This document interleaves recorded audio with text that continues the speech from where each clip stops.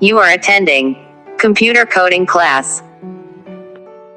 नमस्कार, आज हम सीखेंगे C++ प्रोग्राम में ग्लोबल वेरिएबल को कैसे डिक्लेयर करते हैं, उसका क्या स्कोप रहता है और उसको कैसे यूज करते हैं।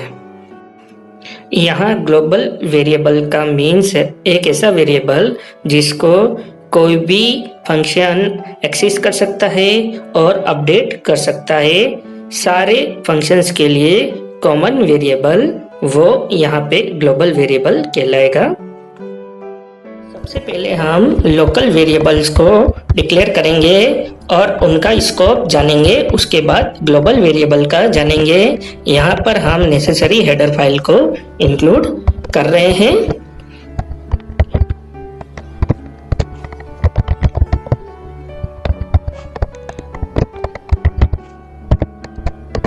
अब हम मेन फंक्शन बनाएंगे और मेन फंक्शन के अंदर एक लोकल वेरिएबल x को इंटीजर के रूप में डिक्लेयर करेंगे। इसका स्कोप केवल मेन फंक्शन तक ही है और इसको एक वैल्यू हम लोग असाइन कर रहे हैं। इसके बाद हम फंक्शन नाम के एक फंक्शन को डिक्लेयर भी कर रहे हैं मेन फंक्शन के अंदर। यहाँ पे जो हमारा x है उसका स्कोप मेन फंक्शन के ब्लॉक के अंदर ही रहेगा। So it is called local variable to main function.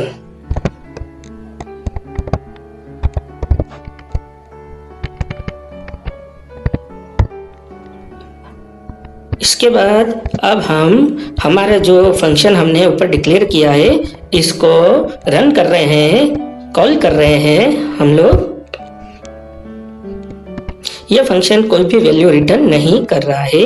अब हम फंक्शन की डेफिनेशन लिखेंगे और इस फंक्शन के अंदर भी हम लोग सेम नेम x नाम का एक और इंटीजर वेरिएबल डिक्लेयर कर रहे हैं और इसको वैल्यू 5 असाइन कर रहे हैं। इस फंक्शन का स्कोप इस फंक्शन के अंदर ही रहेगा। यहाँ पर दोनों x जो वेरिएबल हैं वो अलग अलग हैं, इनको मेमोरी भी अलग अलग असाइन हुई है तो इनका स्कोप भी अलग है और इनकी वैल्यूज भी अलग रहेगी। अगर पहले फंक्शन में हम लोग कोई चेंज करते हैं तो दूसरे फंक्शन में उस वैल्यू पर कोई प्रभाव नहीं पड़ेगा।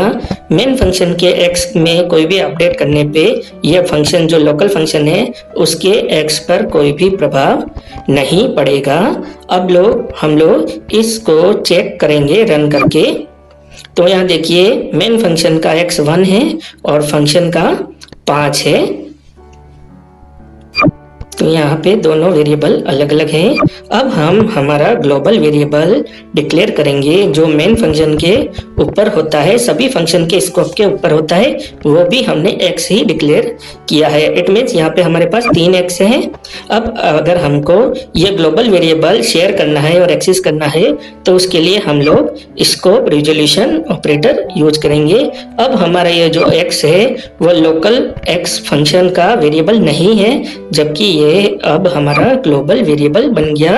अब यहाँ पर भी इस फंक्शन के अंदर भी हम लोग इसको रिजोल्यूशन लगा रहे हैं। इसका मतलब अब हम ग्लोबल वेरिएबल को यूज कर रहे हैं जो दोनों फंक्शन सेम ग्लोबल वेरिएबल को एक्सेस कर रहे हैं। इसका मतलब मेन फंक्शन में कोई चेंज करेंगे तो वो नीचे के लोकल फंक्शन में भी इफेक्ट करेगा और नीचे के फंक्शन में अगर हम चेंज करते हैं तो ग्लोबल वेरिएबल में भी चेंज दिखेगा।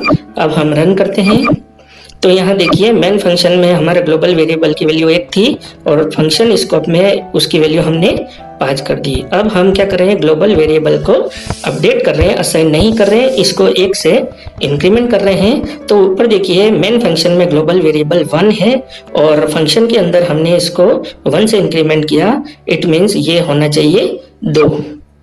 तो यहाँ पे देखिए हम लोग रन करके देखते हैं तो ये देखिए 1 और 2 वैल्यू आ गई।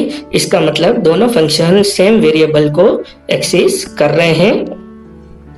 अब एक और बार हम चेंज करके देखते हैं। यहाँ पे हम लोग हमारे जो ग्लोबल वेरिएबल है उसकी वैल्यू में 1 की जगह हम लोग उसको 5 कर देंगे। तो देखिए अब हमारा फर्स्ट में ग्लोबल वेरिएबल 5 है और जो लोकल फंक्शन है उसको में इंक्रीमेंट 1 होगा तो हमारी वैल्यू आएगी 5 और 6। इस तरीके से हम लोग ग्लोबल वेरिएबल का C++ के अंदर यूज कर सकते हैं। धन्यवाद। Please subscribe our channel. Thank you.